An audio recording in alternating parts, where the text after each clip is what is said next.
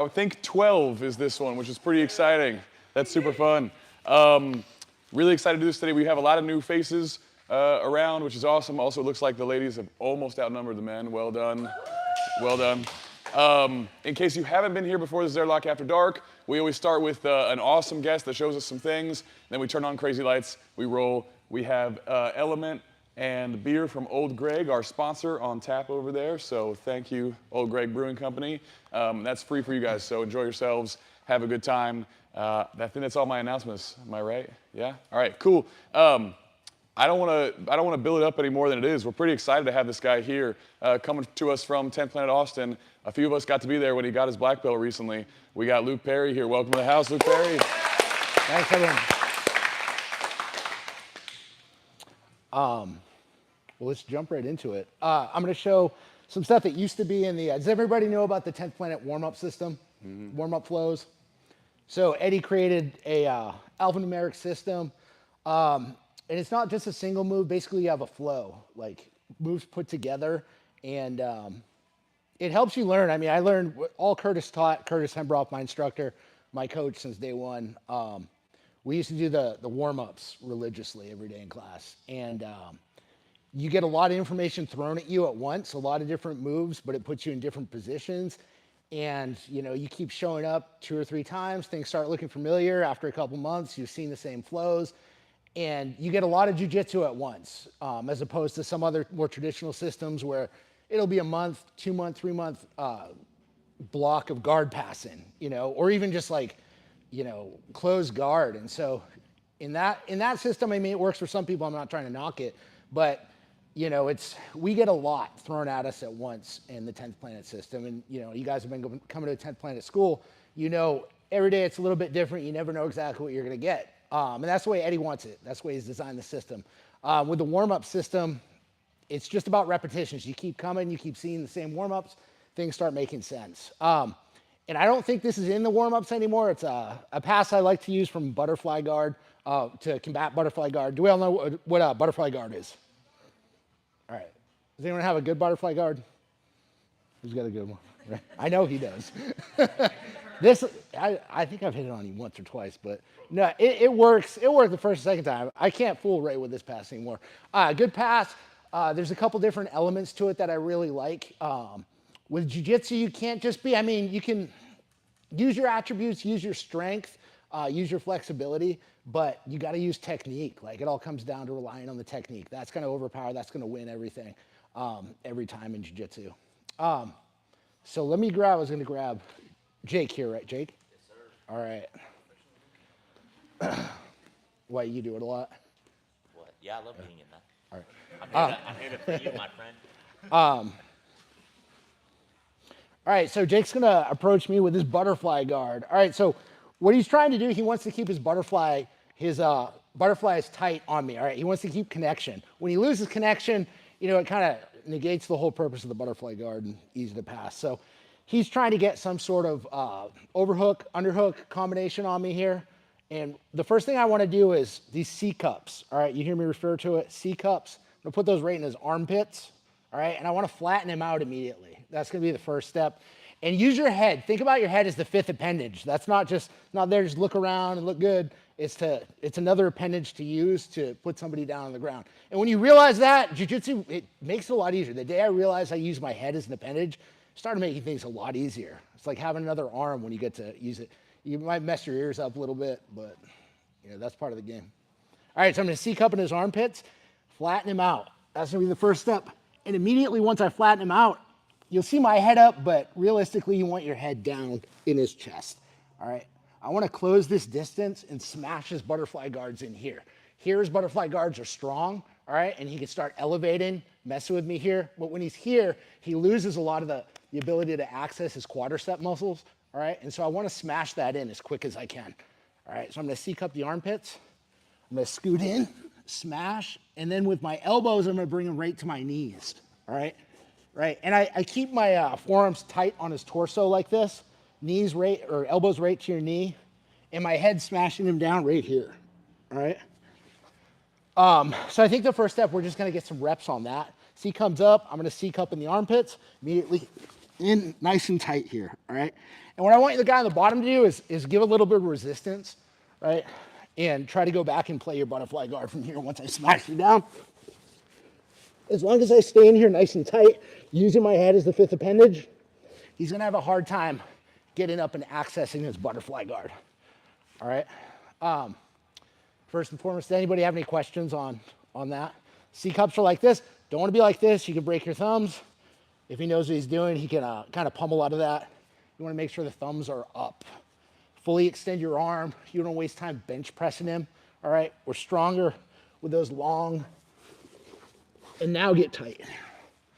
All right. Questions on that? All right. Let's get a partner and get some reps on that. 1, 2.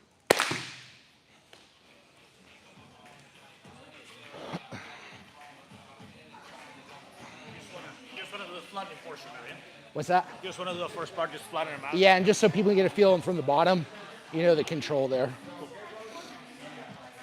You have hit that pass on me. I remember now. Fly over, yeah. I figured out how to kill it. Bro.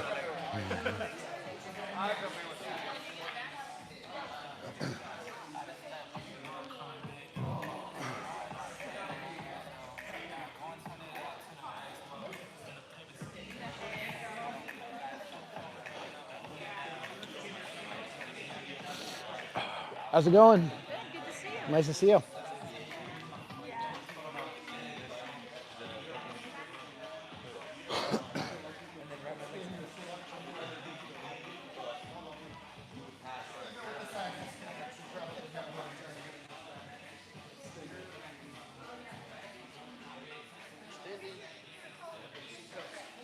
Get in as tight as possible. Try to extend your legs.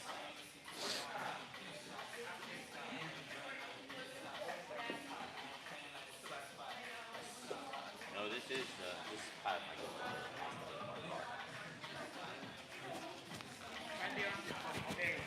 of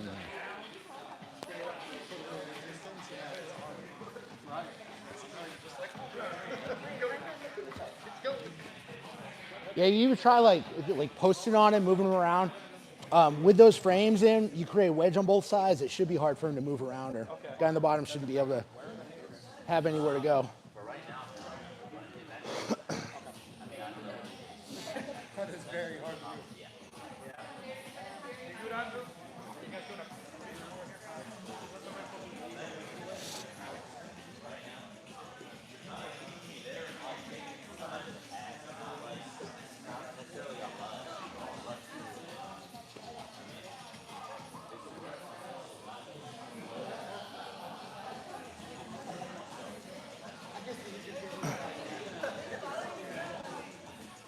Hey guys, I want to throw one more thing in there real quick. I want you to stay with your partners right now. But while you're in there, everybody can see it's kind of hard when you're on the bottom, right? Not much to do there. So I'm going to give you a little bit of defense from the bottom. We're going to frame the head to one side. So just pick a side, right? Now where the head goes, it's like a snake. Where the head goes, the rest of the body's going to go. All right? So I want you with one hand, just frame it, pick a side, left or right, and I want you to just frame that head away. All right? So go back with your partners and get some reps doing that. 1, 2.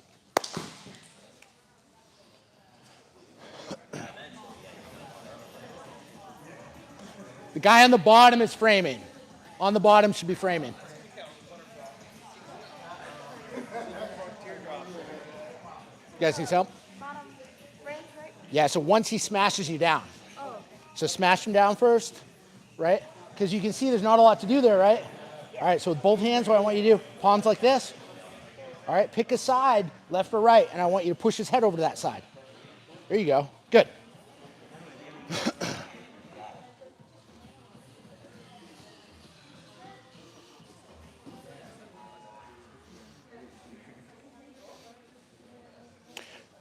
Best way to do it is just like here, flatten me out here.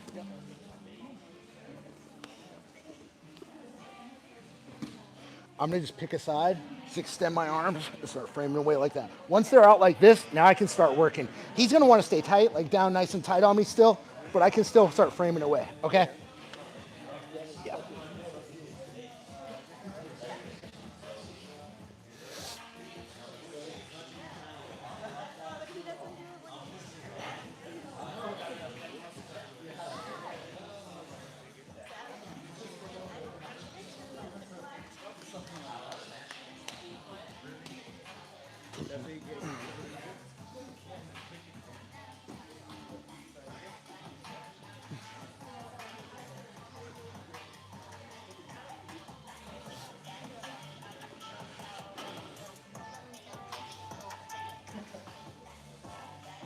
right from the beginning, like don't even waste time like up in a like any kind of combat stance. Like get right down there because you want to like smother him the whole time. So smash him in and then immediately just close that distance.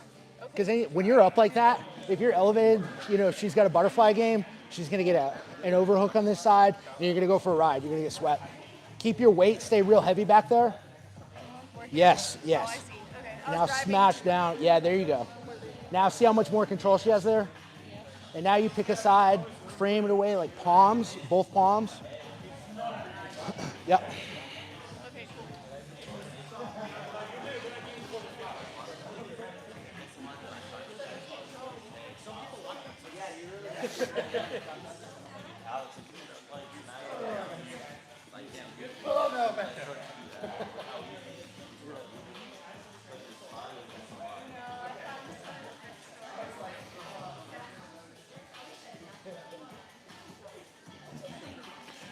When you frame me over to the left side, all right?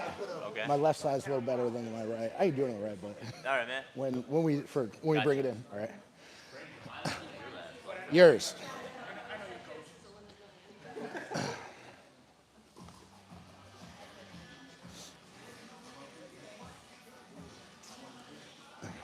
All right, does everyone feel all right with that? We got a little bit of defense, how to address it. All right, let's bring it back in.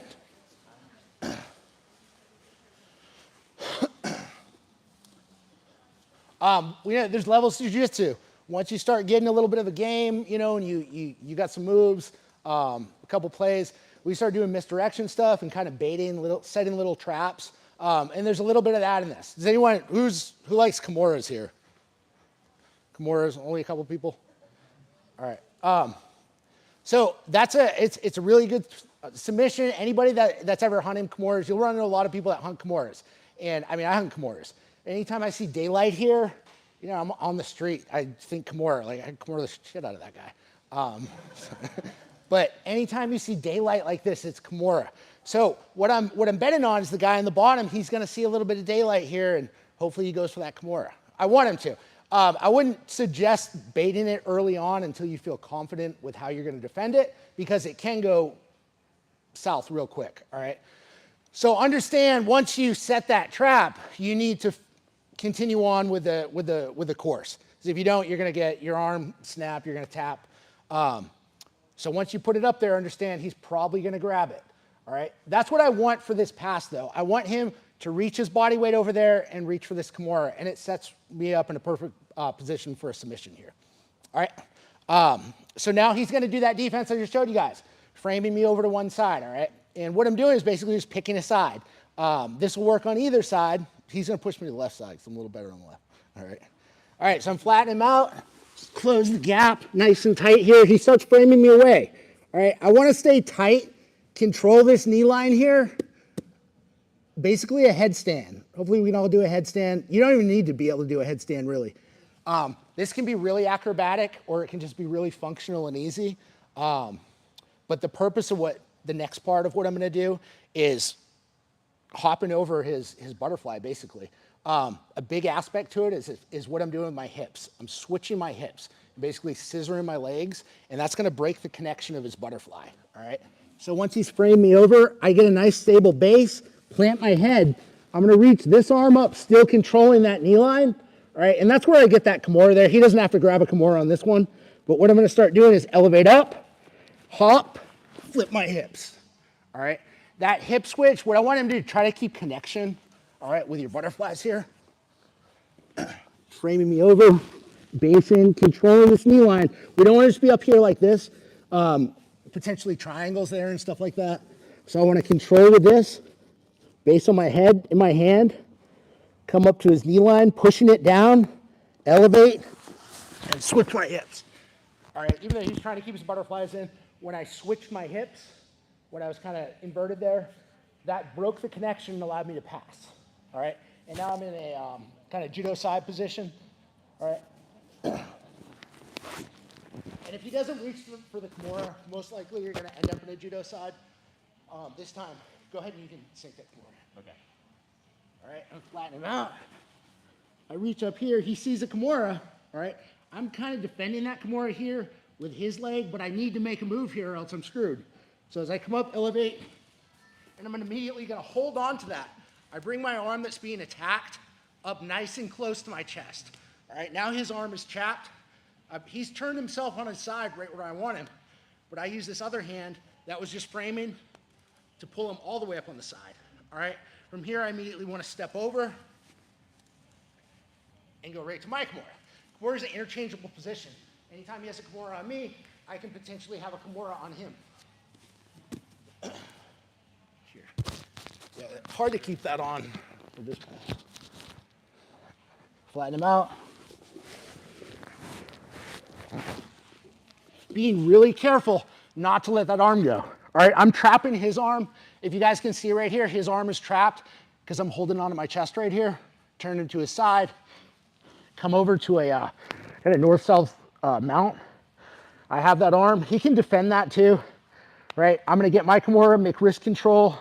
If he has a good defense, we're throwing a lot here, but rather than trying to fight against his defense, I'm gonna give him some misdirection and pull this way to break that connection and then get the submission.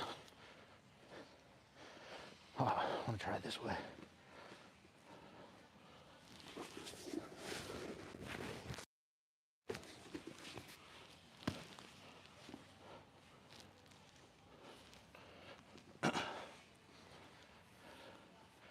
We're going to see that a couple more times.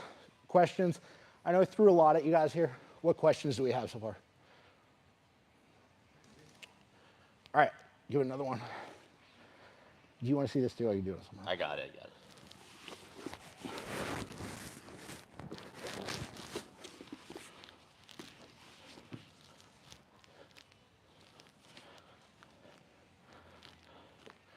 All right, how do we feel about that?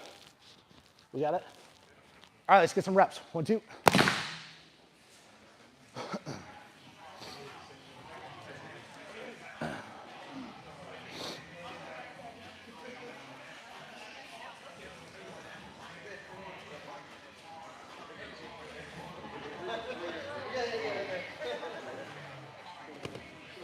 So scissor your legs, that's a big part, scissor your legs. Okay. You should almost be going into a judo side in the air right there.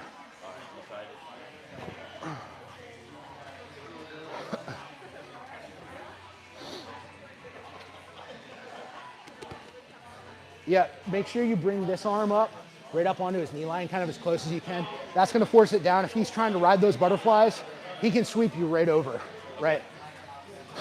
So you're putting your weight on the hands. It's like a handstand or a headstand off of, the mat, but also his leg. All right, that's gonna keep it down. So put more weight on that one. All right. On his knee. Yeah, if you're like, let me try. Here. So when I'm doing it, if my hand's way down here, I'm gonna have a hard time controlling that knee line. But if I come up here, now I'm pushing down on it. As I'm putting here, I'll do it over here. So I'm pushing down on that side. It's gonna make it a lot harder for him to start elevating that butterfly. Right, you mean down as in toward you, not toward the mat. You're down to the mat. Okay. It's like I'm doing a headstand. Like if I'm doing a headstand, I have equal weight on all parts,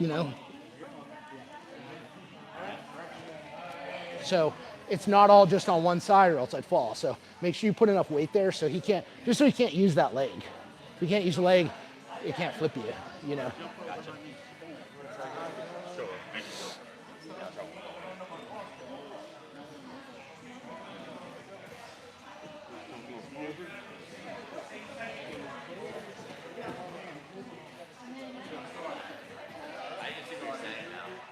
It just forces it down.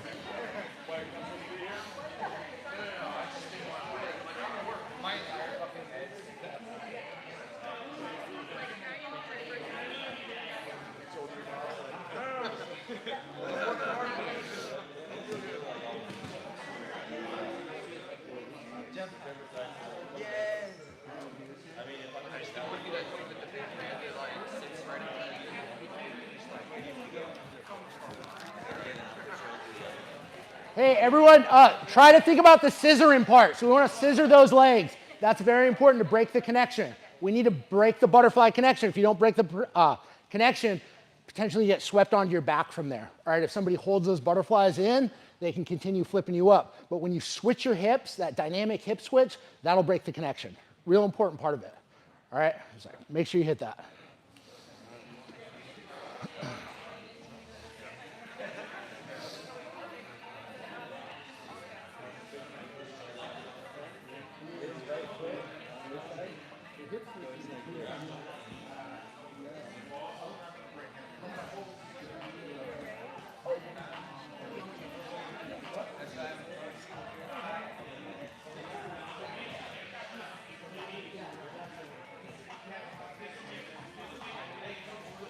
Yeah. You go the direction of the Kimura, right? I'm passing towards my Kimura so I can defend it. So he's here, and I got this one. Is he elevating? Yeah, he's gonna elevate. This leg is gonna kick through that way towards the door over there. This way? Yes. Okay. But what I want to see is almost like in the air as you're doing that headstand over him. I want to see that hip switch right there. All right. Yeah, everybody check it out real quick. What I really want you to do, what I want to see more of, is when you're doing that pass, right? Just pretend I have somebody here, right? I'm doing my elevation and then I'm hip switching. That's like the most important part there, right? We need to do that hip switch. That'll break the connection. Otherwise, you're going to get flipped over. All right, you're going to get swept. All right, so we know what judo side is. Judo side control, it's a version of side control. This is judo side.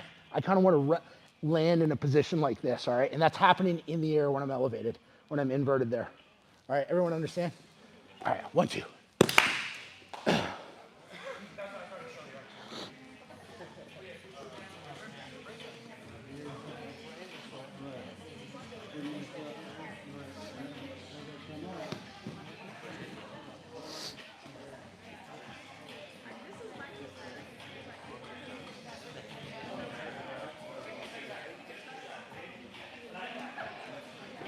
Hip switch the other way. You scissored the wrong way.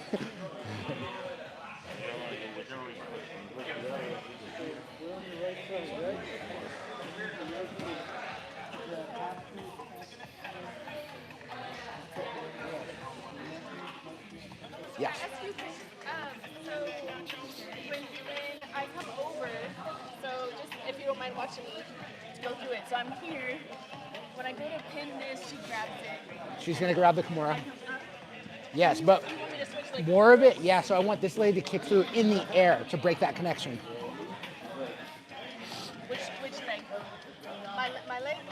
Yeah, here, do it to me real quick. Bye.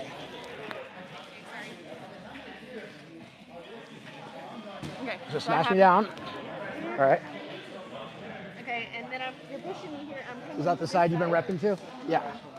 So if you don't break that connection, it's gonna be, sorry, I didn't mean to roll on your head. I see. That's what's gonna Oh, happen. Yeah, yeah. Okay? And so I need to do a hip switch. Yes, now try it. Switch those hips and break the connection. Okay, let me see. There you go. Yes. And now turn me onto my side. Keep this arm. Okay, so now I'm gonna Keep this arm. Yeah. in here. Good. Yes. Okay, I think what I was worried about is when I end up when you have me in the Kimura Yeah. and I end up here. If I don't have this tucked really good, Yeah, you're in trouble here. I can still finish that from here. that's how I wanted to be. Nice and tight. You want it even tighter. Bring this up further on your chest. So I'm gonna Yes, there so you go. You gotta like just tuck this really hard. I want out of here at this point. Yeah. So you want to control it. And use the other arm. Use your other arm to turn me onto my side. Don't let me just hang out here. If I can get down to the mat, I'm defending that. You want to use this arm to turn me over to my But side. pull you with that one. Yeah. Okay. All right. Okay. Trap it with this arm. Pull me over to the side on this one. Okay?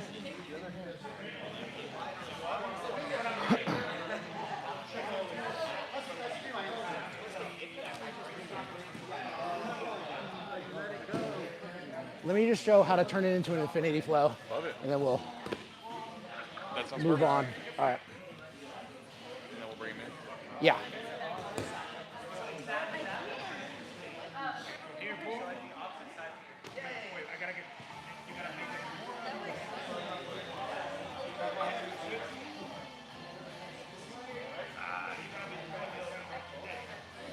What's gonna make that work is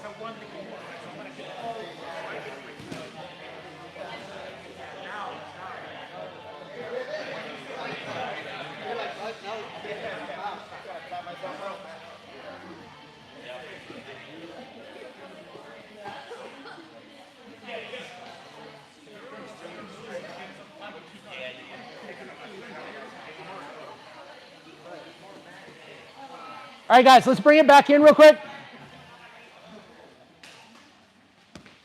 And we have a kind of a short block here. What I'm going to show you is how to turn this into an infinity flow. So I got so many reps in with, you know, just having a friend that I can drill with, just getting reps and drilling something like an infinity flow, an hour and a half, even after class, 15 minutes. You get so much out of that, right? You can find stuff. That's how I discovered like what my A game is, just by getting reps at different things. You know, we had all these things thrown at us in class. I found some things that worked for me, got some reps on them. These infinity flows, you can just keep going, right? You can get a little bit creative with it, throw in like Kimura armbar, interchange some of that stuff. But both players are getting both reps on offense and defense. That's why it's very valuable to do this infinity flow.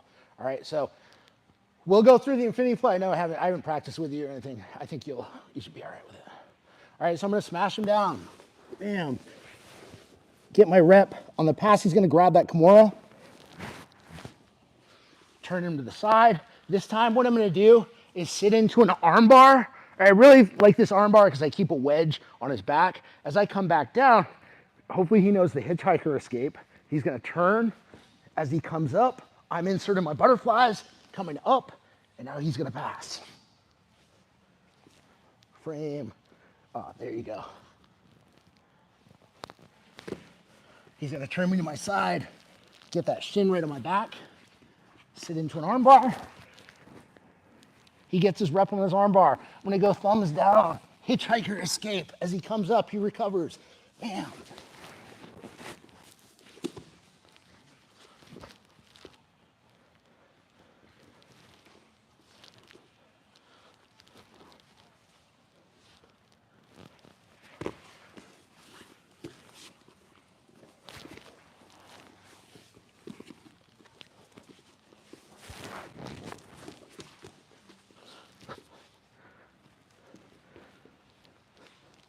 And then we can just continue like that. See what I'm saying? Both of us got reps on both sides, all right? And as you start feeling more comfortable with the pass, with the move, with the progression, start speeding it up. Maybe throw a wrench in there. But in that, whatever we were just doing it, 30 seconds, we both got like 3 or 4 reps in that time, all right? On both sides, offense and defense, all right? Let's get together one more time and try to hit that infinity flow, all right? Questions on what an infinity flow is? We got it? All right, give me a couple more minutes, guys. All right, 1, 2. The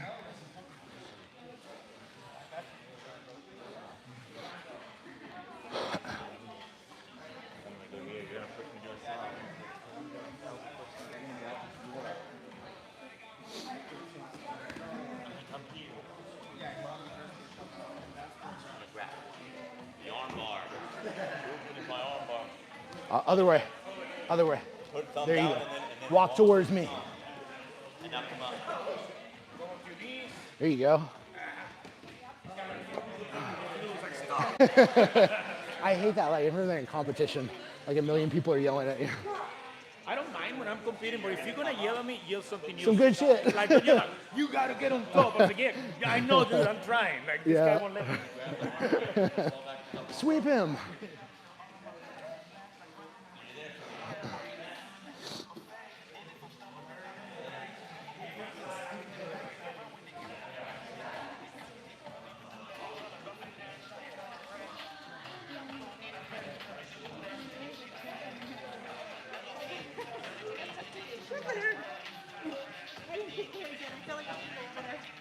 Sorry.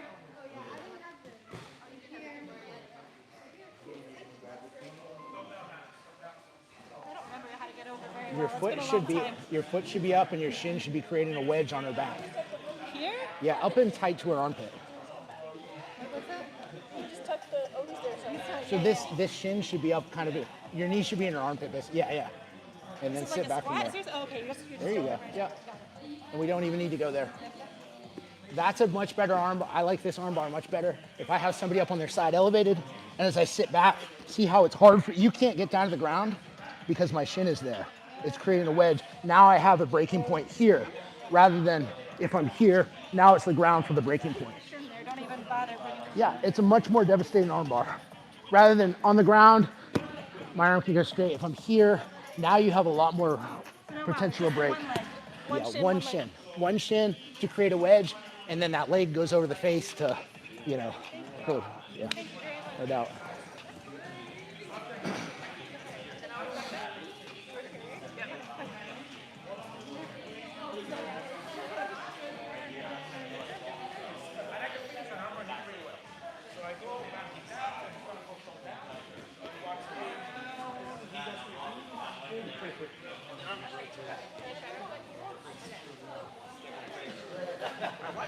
Not much room to hitchhiker there.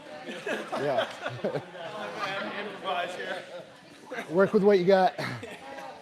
We didn't want to kill the kids, so they all Yeah. The kids can move. Come this way, come no. You're fine. Keep the leg. Now go this way. Fall back. Squeeze your legs right there. Okay, there you go. Now you can finish from there. Boom, he tapped. Now he goes. Make sure you're scissoring the other leg through first, though.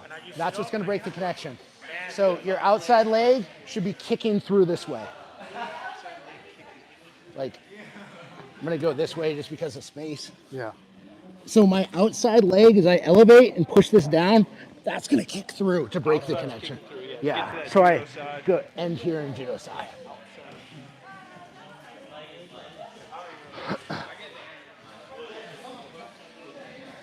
Can I show you guys something on an armbar? You guys are both doing it?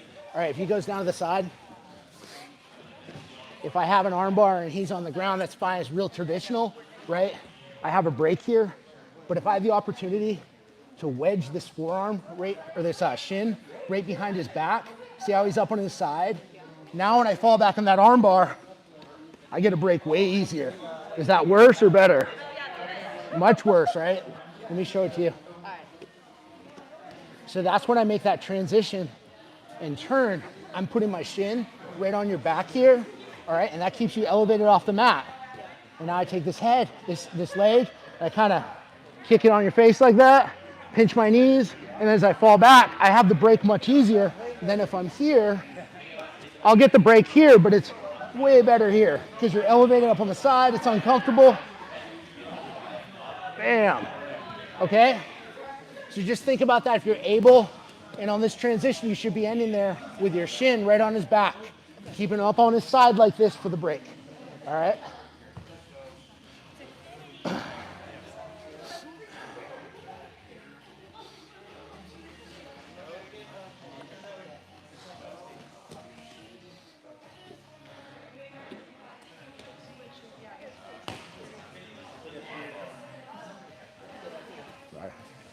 I talk too much, I get dry mouth.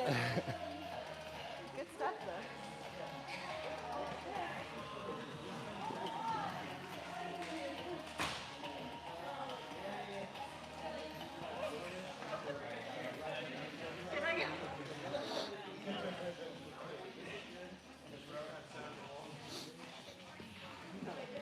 Nice, that's good.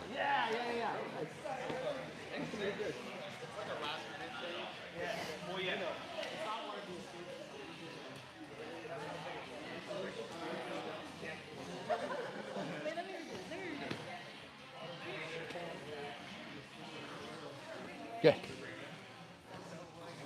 All right, guys, let's bring it back in. Come on in, have a seat, have a seat. Does anyone have any questions over the technique I showed you guys today? We understand the concept of the infinity flow. Valuable to get reps. It's just in that short amount of time, you can get so many reps in different positions, all right? This might not be your favorite move, but find something, a flow, and they're all in the warm-ups. Like you can go to 10thplanet.com, 10thplanetjj.com, and you can find the warm-up flows, all right? ChatGPT, there's a lot of resources out there to find these flows, okay? And they're very valuable. So I would recommend finding something to have a good drilling partner. After class, it's important to go to class. It's important to get reps. In class, it's important to get those sparring reps, those live rolls. Also important to get those drilling reps, just extra reps with your favorite moves. All right? Does anyone have any questions on the technique? All right, thank you for having me here, guys. Thank you. Will you have a seat with me for a minute? All right, I have questions for you, not about the technique, although we love it, and also it fit in really well with last week's. If you guys were here last week and Brian Evans was showing some Kimura finishes and some details there, really awesome to have a pathway to it. First of all, I'd love to ask you, how long have you been training jiu-jitsu for? When did you get started and where? I started, actually did some, I was in the Marine Corps for 8 years. Marine Corps has a system called the Marine Corps Martial Arts Program, McMAP. There's a belt system in that. I made it up to the black belt instructor in the McMAP system. So, you know, there's some jiu-jitsu, some Muay Thai, a little bit of rounded, more combat-based, you know, martial art. So when I went into 10th Planet Austin in 2016, met Curtis. I'm thinking, you know, I'm a black belt in McMAP, you know, and I'm stronger than all these guys. Like, I'm gonna go wreck shop. It's gonna be fun. And I understood basic concepts of jiu-jitsu. I didn't understand how technical jiu-jitsu could get. So very humble experience. And that day I walked in, it was November, the first day after Thanksgiving that we used to be in the Onnit Academy. The first day Onnit opened after the Thanksgiving break was my first class. I walked in and I was hooked from there. I understood. I got humbled, and it was something I dedicated myself to learning that very day, and I stuck with it all the way through black belt. You know, and I've been at Tempe ATX the whole time under Curtis. What has given you longevity in this sport? What keeps you able to be training all the time? I just had my 3rd surgery last year. I just had a hip replacement. I'm still working on getting back in shape from that, so I might not be the best person to ask about longevity. You're still here. I've definitely sacrificed my body to get the black belt, but you know, just coming back, like after you have a surgery, you know, we're bound to get injured in this sport. It's violent. You know, we're practicing violence. We're simulating killing our friends. People can get hurt, you know, and I competed a lot up until, I didn't compete as a brown belt. Every other belt, I competed a lot. Local comps, the Fight to Win, you know, some pro events through them. And so when you're on the competition track, like there's a lot of training. You're getting hard rounds. You're not going in to class, you know, thinking, well, I'm going to take it easy today. Every roll was training for the next competition. So injuries happen in that case. But yeah, so I ruptured a bicep 2 years later, had to have a hip replaced. So in a 3-year span, 2 major surgeries, but the biggest thing was coming back after those, you know, and rehabilitating those and making sure that, you know, that didn't keep me away from or scare me off from jiu-jitsu or scare me off from my goals. Strength training is very important in jiu-jitsu. Flexibility is important. Making sure you're doing mobility training, stuff off the mats that's gonna make you a better grappler, or getting those rounds doing high intensity interval training. I actually run a fitness business, so I do that for a living. Strength training is gonna help you out a lot, okay? In those compromised positions, you're gonna have a little bit extra defense. Always revert back to the technique, but we need to keep our bodies strong and healthy, you know, to stay on the mats. Yeah, absolutely. I'd say strength training and drinking is gonna definitely deter it. Like, if you like to drink, even socially, understand that every drink that you have is going to make it one step harder to get those extra reps in. Fair enough. Don't tell old Greg, though. We do like. Yeah, we had a guy in here yesterday who I was talking to him. He had been out from jiu-jitsu for a while, and he's like, I busted my nose. And I'm like, from what? He's like, basketball. And I just think about that when people tell me, like, I don't want to try jiu-jitsu. What if I get injured? I'm like, dude, life's going to injure you. Yeah. That's going to happen. It's silly to think it may not happen. All right, here's my question I ask every guest. You could fight anybody in the world, alive, dead, from history, or even fictional. Who would you like to fight? What submission are you looking for? I think right now, maybe like Peter Thiel and Twister him. Interesting. Interesting. And I think I'd stop at the tap. Okay. Okay. He's got some anger toward Peter. Or Netanyahu, maybe. Interesting. Yeah. Probably Netanyahu. Okay. The views of our guests are not. Never. That question is dangerous. He's gonna get suicided tomorrow. Cool. everybody, you guys know the drill. We're going to take a quick picture. We're going to do some cosmic rolling. Drinks are open. Enjoy yourself, but take care. There's a lot of us in here, so make room for each other. Just have a good time, you guys. Stay as long as you'd like to roll. Let's get one more hand for Luke here. All right, bring it in. Thanks, everybody. Thank you. We'll see you next time.